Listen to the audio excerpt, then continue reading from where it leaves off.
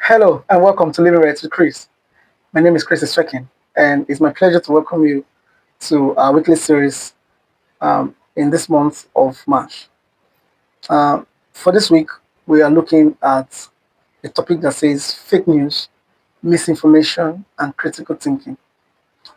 Um, we're trying to exercise sound judgment in this information age. The truth is, in today's digital world, information no longer waits to be verified before it is believed. You know, news break on timelines before they get to the newsroom. Opinions trend faster than facts. Headlines are shared widely, while truth quietly struggles to catch up. And all of this situation paints an environment and fake news and misinformation becomes one of the greatest threats to sound judgment, one of the greatest threats to moral clarity and to responsible leadership in our time. So fake news is not always a complete lie. So most times they are actually partial truths presented without context. They are like emotional framings designed to provoke outrage or deliberate distortion of the truth in bid to, influence people's opinion.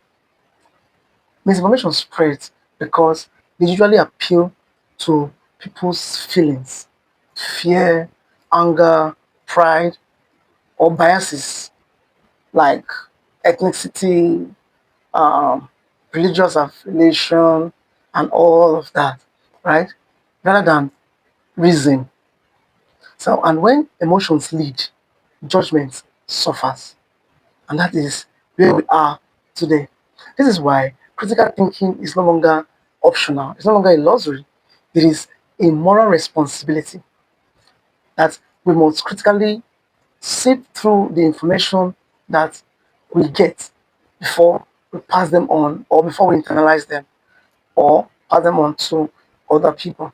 So, um, this teaching is fivefold, and I'm going to talk about them one after the other, and then we are done. So, the first thought I want to share is the speed of information versus the speed of wisdom. Technology allows information to travel instantly, but wisdom still requires time.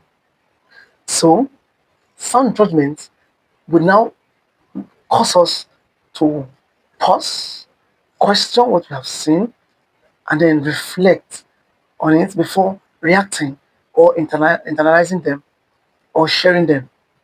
Leaders and morally grounded people understand that being first is less important than being right. So it is not about that I'm the first to share this information. If that is your drive, then most of the information you will share will be false. So critical thinking must be employed into whatever we have seen, you know, and then we must verify, we must question it before we can share if it passes the test of our query, right? And the lesson here is that delay is not weakness, it is rather discipline. So the second thought I want to share is emotional manipulation and moral blindness.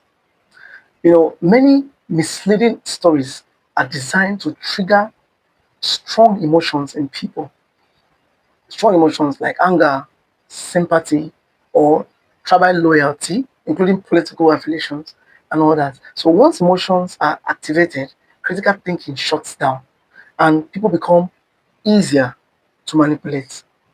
And the lesson here is that anything that demands an immediate emotional reaction deserves careful examination. So emotional intelligence would demand that you pause and think through. All right? So the third thought I want to share is the cost of sharing what is false. Sharing misinformation may seem harmless, but it can damage reputation, it can deepen social divisions, it can promote injustice, it can erode public trust, and then mislead vulnerable people. The truth is, you do not know how far a misinformation can go and what damage it can cause. You cannot quantify it because once you share, others see it and then share to others. There are people who may not be emotionally strong to withhold or withstand some of this information that we share. And then it could be their undoing, unknowing to you that shared it have been issue. So living right means taking responsibility, not just for what we say, but for what we circulate. We must verify that whatever we are circulating is the truth and not a misinformation. The lesson here is that integrity includes what you forward, what you repost, and what you endorse. All right, so the fourth thought I want to share is discernment as a leadership skill. The fact is, discernment is not in it, it is learned, it is um, grown. Right? You work on your ability to discern what is right from what is wrong, and it's a gift of God to man. All right, leadership is influence, and influence without discernment is dangerous. So when a leader cannot discern what is right or what is wrong, the tendency of dishing out both right and wrong to the people for which he has influence over is there. And because you're a leader, your influence is strong over the people that follow you. So when you dish out this information, they hold it as the truth. And most of the time, it's difficult to not let go, even when superior arguments come in. So as a leader, we must employ discernment in the information that we get and then that we internalize and pass to the people that we have influence over.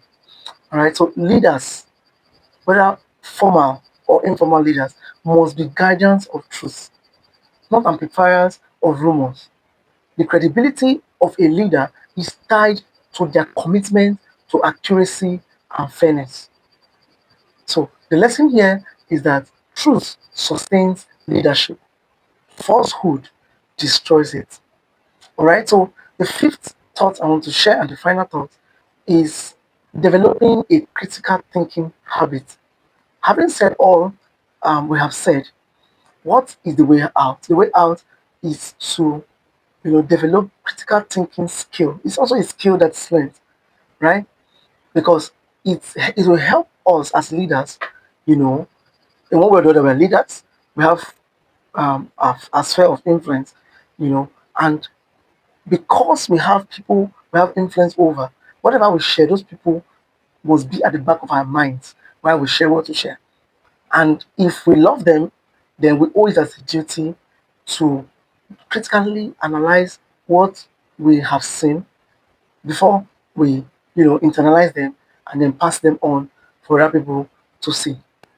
So critical thinking asks simple but powerful questions.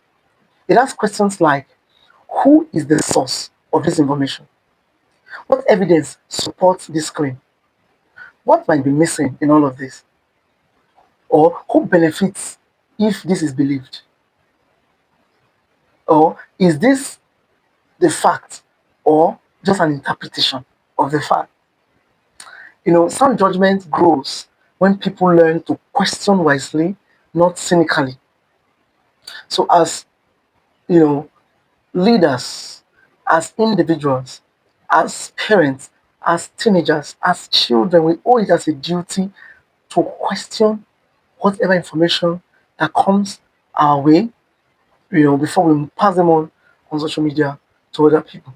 Now, the lesson here is that discernment seeks truth, not victory. It's not about who is right or who is wrong, but it's about the truth so that people don't get fed by lies or half truth. So it's about what we share. Is it the truth? Have we verified it? Have we analyzed it critically? Have we looked at it in depth before sharing it? Because whatever we share has influence in the people who see it. So I want us to do this um, challenge this week. I want you to this week verify at least one story before sharing it. Also, I want you to pause. before reacting emotionally to an online content.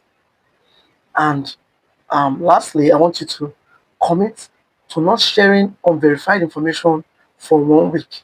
So any information you see, no matter how appealing, emotionally speaking right now, no matter how appealing it is to you, do not share it until you verify the source and you verify that it is the truth. I want us to reflect on this week. For anything that we see, any information that comes our way on social media, ask yourself, is it the truth or does it just agree with me? In an age where everyone can publish, wisdom belongs to those who evaluate before they echo. Right? Living right in this digital world begins with choosing truth over trends, wisdom over speed, and judgment over impulse. Sound judgment is not proven by how loudly we speak, but by how carefully we think. I want to thank you for being here with me this week. If you're new here, you've not subscribed to this channel, please do well to subscribe to this channel and like this video. Also, invite your family and friends, share this link with them, let them, come to this hub of wisdom so that they can learn from us. Until next week, it is bye from me.